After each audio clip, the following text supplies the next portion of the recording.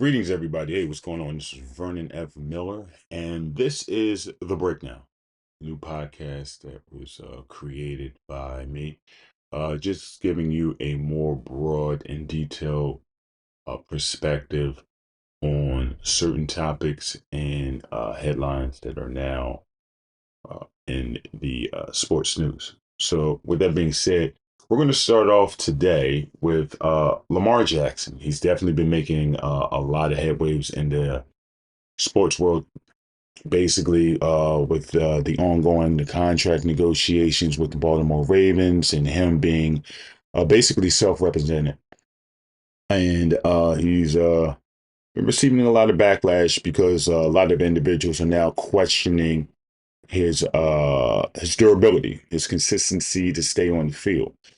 Now, Lamar Jackson was going back and forth with a couple of individuals uh, who don't play football about his consistency being able to stay on the field. I don't really feel a need to go back and forth with individuals that don't live that life with you. So, but nonetheless, Mike Florio and Chris Sims had a different perspective on the subject, especially Mike Florio. He had a very interesting take on this whole matter and maybe a prediction. Let's take a listen to it and we'll come back and talk about it. The tweets that I saw last night before going to bed caused me, for the first time, to consider something. I want to sound it out with you. I want to talk it out with you. I'm not sold on it yet. Okay. And I'm not saying it's going to happen. Okay. But I remember back during the week that we took off after the Super Bowl, I did a few episodes of PFTPM, and somebody asked me at that point, is there a chance Lamar Jackson sits out the 2023 season? My first reaction was he's not sitting out. And then when I started thinking about it, it's like, there aren't many dominoes that have to fall to get to the point where he doesn't play in 2023. And it's as simple as no other team makes a play for him, which is what's happened. The Ravens and Lamar Jackson don't work out a long-term contract. We get past the middle of July where all he can do is play on a one-year deal. The current tender offer is $32.4 million. He says to the Ravens, I'm not playing, if you're only paying me $32.4 million, I'm just not going to play this year. It's not a huge leap of logic to get to the point where Lamar Jackson sits out 2023. I want to look at it more broadly. When you look at where he is right now, Yeah. when you look at how he's conducted his business, and I'm not criticizing, I'm trying to glean from how he's conducted his business, how he may conduct his business in the future. That's the only predictor we have. And I think one of the realities is we all kind of accept that Lamar's very unpredictable. We don't know what he's going to do. We don't know what he really wants. And part of that is he doesn't have somebody speaking on his behalf. So it's a mystery. We don't have that. We're starting to see some of it, but we haven't historically had it. So when you consider, for example, the fully guaranteed contract, wants a fully guaranteed contract or 200 million fully guaranteed, some huge amount of money, whatever it is. Yeah. He wants what he wants and he's not going to give in, and he's never going to give in. And it becomes a point of pride. That stubbornness becomes ego, becomes pride, becomes I'm not going to give in. Then you've got the agent thing.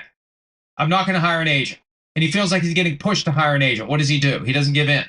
He gets more determined to not hire an agent. And I think he's more determined than ever after all the stuff that happened last week with Ken Francis. And he may feel like the union's working against him now and the agents are trying to put pressure on him and everybody's trying to paint him into this corner, and he refuses to give in. So now what do we know? What did we learn this week? We learned that he asked to be traded by the Ravens. Does that mean he doesn't want to play for the Ravens anymore? Does that mean he's done with the Ravens? He's asked them to trade him. Is he done? Has he decided, I'm done with the Ravens? If that's the case, Chris, I don't look at just 2023 anymore. You look at no team out there that's interested in it. No team out there is making a run at it. If he sits out 23, what do we do next year?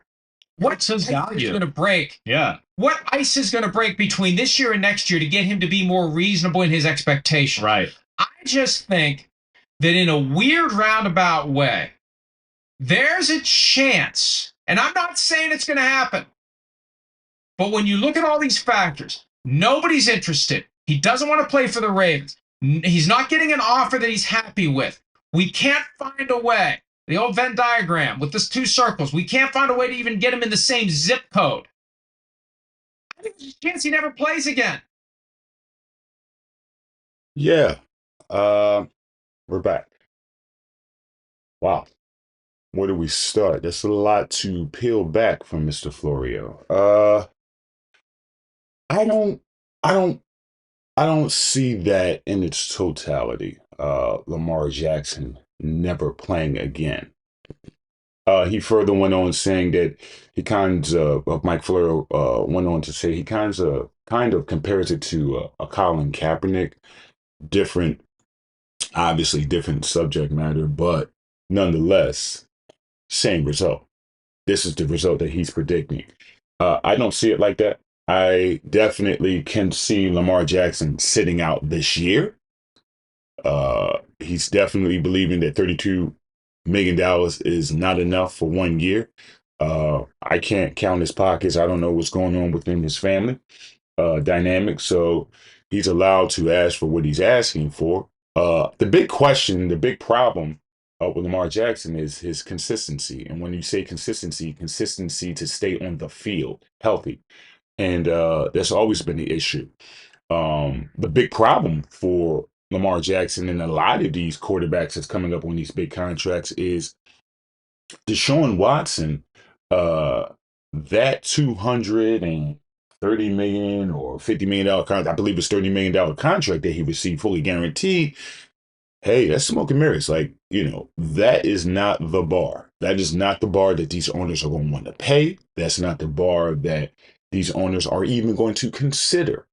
All right. You're probably looking at north of 200 million, with maybe that fully guaranteed. But if you're doing that or requesting that, you definitely have to be hitting some numbers on a consistent level that makes any team comfortable with giving you that type of money. Now, mind you, I don't feel there is any problem with Lamar Jackson asking for what he's asking for.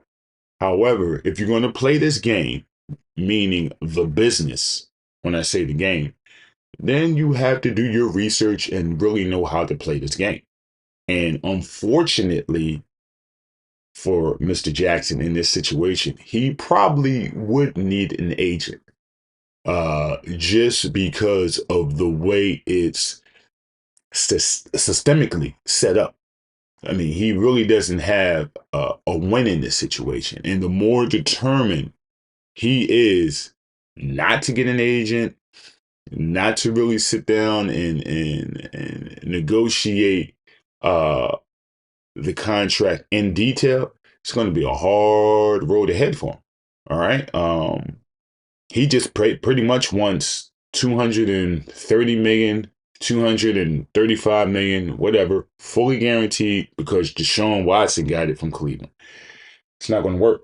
It's not going to work at all. It's going to be very interesting to see how this plays out. Leave a comment in the comment section and let me know. Do you think Lamar Jackson is going to be playing this upcoming season, or will he be sitting out? Do you see him getting traded? And if so, where is he going? Like, who really needs a quarterback that is willing to break the bank for Mr. Jackson? It's going to be very interesting. Thanks for all the love and support. Don't forget to hit that subscribe button, that like button, and that notification button for all the latest information. We're going to keep this going. On to the next one. Appreciate it.